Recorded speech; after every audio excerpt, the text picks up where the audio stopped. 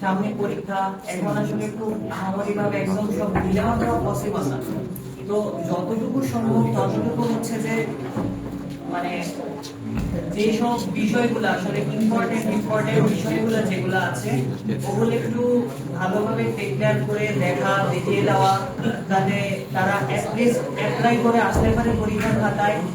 এটা হচ্ছে আমাদের দেখার বিষয়।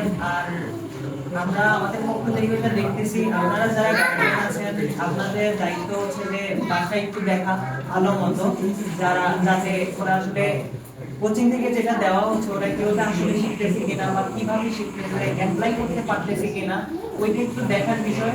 আর আপনাদের কাছে একটা অনুরোধ যে এইটা যে আমরা যেটা শিখাচ্ছি ওরা এটা শিখে অ্যাপ্লাই করতে পারতেছে কিনা, আসলে ওইটা আসলে তো শিক্ষকদের পক্ষে বাসায় যাওয়া দেখা সম্ভব না।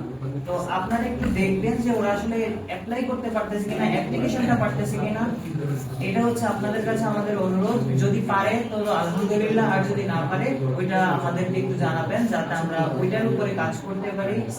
আমাদের সর্বোচ্চ চেষ্টা করি স্টুডেন্ট ভালো করুক, স্টুডেন্টের যাতে ভালো রেজাল্ট হয়। তখন মাত্র 3-4 জনকে আমরা কোচিং সেন্টারটা আরম্ভ করি, ঠিক না? আলহামদুলিল্লাহ আজকে 1 মাসে আমরা 25 জন তৈরি করেছি। আমাদের 25 জন স্টুডেন্ট, তারপরে টিচার তো আছেই।